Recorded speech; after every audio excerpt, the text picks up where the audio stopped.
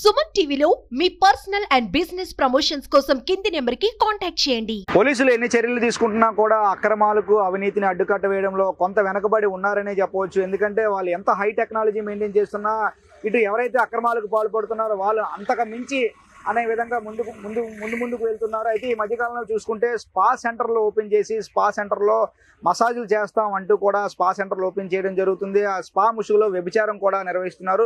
ఇది అనేక చర్యలు పోలీసులు తీసుకుంటున్నప్పటికీ కూడా ఎప్పుడు వారు ఎన్ని కొత్త దారులు వెతుకుతున్నా కూడా అంతే విధంగా ఈ స్పా ముసుగులో వ్యభిచారం అనేది నిర్వహిస్తూ ఉంటున్నారు. ఈ మధ్యకాలంలో ఈ స్పా సెంటర్లు అనేవి కూడా చాలా ఎక్కువగా మనకి దర్శనమిస్తూనే ఉన్నాయి. అయితే అన్ని స్పా సెంటర్లను చెప్పలేం కానీ కొన్ని స్పా సెంటర్ల ముసుగులో అయితే వ్యభిచారం పూర్తి స్థాయిలో జరుగుతుంది. ఈ విషయం సంఘటనా స్థలాన్ని ఈ విషయం తెలుసుకున్న తర్వాత పోలీసులు వచ్చి రైడ్ చేయడం, తర్వాత ఎవరైతే ఉన్నారో వారందరినీ అరెస్ట్ చేయడం, తర్వాత ఎవరైతే విటులు ఉంటారో వారిని నోటీసులు ఇవ్వడం, అదేవిధంగా ఎవరైతే ఆ స్పాలో అమ్మాయిలు ఉన్నారో వారందరినీ కూడా హోమ్కి తరలించడం సర్వసాధారణమైన విషయంగా వీళ్ళందరూ కూడా తీసుకుంటున్నారు. అయితే దీనిపైన కఠిన చర్యలు తీసుకోకపోతే మరొకవైపు ఈ మధ్యకాలంలో మనం చూస్తూనే ఉన్నాము జాయ్ జమీనా కేసు ఏదైతే ఉందో, సో అట్లా ఆ విధంగానే ఈ స్పా సెంటర్లు కూడా ఈ మధ్యకాలంలో తన పని తాము చేసుకుంటూ పోతున్నాయి. అయితే మనం ఈ 2-3 రోజుల్లో గత 2 రోజుల క్రితం ఏం జరిగిందంటే ఇక్కడ మనం చూడొచ్చు బ్యాక్గ్రౌండ్ తంత్రా స్పా అనేది ఒకటి ఉంది. ఆ తంత్రా స్పా ముసుగులో వ్యభిచారం నిర్వహిస్తున్నట్టు పోతురాన్ పోలీసులకు ఇన్ఫర్మేషన్ వచ్చింది. దీంతో హుటాహుటిన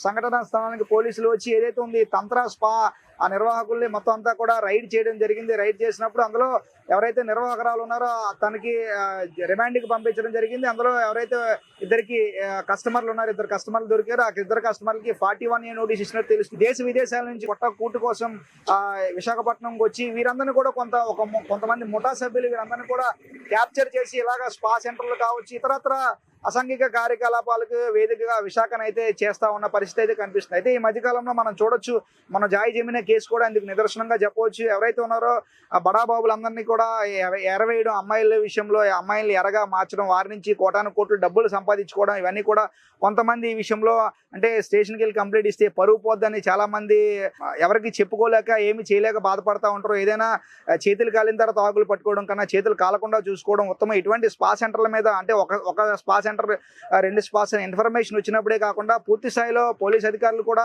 దీని మీద ఎప్పటికప్పుడు పర్యవేక్షణ చేస్తూ ఉండాలి. అందులో భాగంగానే అసలు అమ్మాయిల్ని హోమ్కి పంపించారు. అదేవిధంగా ఇలాగ చాలా స్పా సెంటర్లో మన లోకల్ పీపుల్ ఎవరు కూడా కనిపించరు. ఎందుకంటే దేశ విదేశాల నుంచి వీరందరినీ తీసుకురావడం, అలాగే విధంగా ఆ స్పా సెంటర్లో కూడా యాక్చువల్గా బెడ్స్ అవి కూడా ఉండకూడదు, అలాంటివన్నీ నిబంధనలు ఉన్నా కూడా ఈ స్పా సెంటర్లో వీరందరూ కూడా అత్యాధునిక టెక్నాలజీతో ఇవన్నీ కూడా నిర్వహించడం కూడా జరుగుతుంది. అయితే ఇప్పటికైనా పోలీసులు ఇటువంటి స్పా సెంటర్లు ఏవైతే ఉన్నాయో ఈ అన్ని స్పా సెంటర్ల మీద నిరంతర పర్యవేక్షణ ఉంటేనే ఇటువంటి అక్రమాలకు కానీ ఇటువంటి అసాంఘిక కార్యక్రమాలకు తావు లేకుండా అయితే చూడొచ్చు.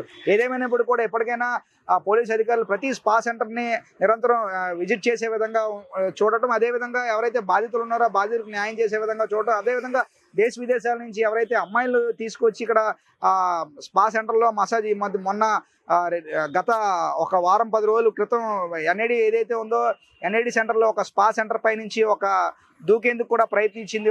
ఎవరైతే స్పా సెంటర్ నిర్వాహకులు తనను ఇబ్బంది పెడుతున్నారంటూ కూడా మసాజ్ చేయడానికి వచ్చిన ఎవరైతే ఉందో అందులో పనిచేసే అమ్మాయి నన్ను ఇబ్బంది పెడుతున్నారంటూ కూడా మేడపై నుంచి దూకేందుకు కూడా ప్రయత్నించింది. సో వీరు ఇక్కడికి వచ్చిన తర్వాత ముందు మసాజ్ అని చెప్పి నిర్వాహకులు చెప్పడం, తర్వాత మసాజ్ నుంచి అసాంఘిక కార్యక్రమాలు వ్యభిచారం దిశగా వీళ్ళందరినీ కూడా ముందుకు నడిపిస్తూ ఉన్నారు. సో ఎవరికి చెప్పుకోలేక అందులో ఉన్న ఎవరైతే అమ్మాయిలు ఉన్నారో వారు కూడా ఇబ్బంది పడిన సందర్భాలు కోకొల్లలుగా ఉన్నాయి. ఇప్పటికైనా అధికారులు స్పందించి ఇటువంటి స్పా సెంటర్లు ఏవైతే ఉన్నాయో ఇవన్నీ కూడా నిరంతర పర్యవేక్షణ చేసి నిర్వాహకులకు ఎప్పటికప్పుడు కౌన్సిలింగ్ చేయాలి. అందులో అదే విధంగా ఇప్పుడు విశాఖ సిపి కూడా ప్రతి ఒక్కరికి నెంబర్ కూడా ఇవ్వడం జరిగింది. ఏదైతే ఉందో ఎవరికైనా ఇబ్బంది వస్తే డైరెక్ట్గా నా నెంబర్కి కాల్ చేయండి అంటూ కూడా ఆయన చెప్పడం, అభయహస్తం కూడా ఇవ్వడం జరిగింది.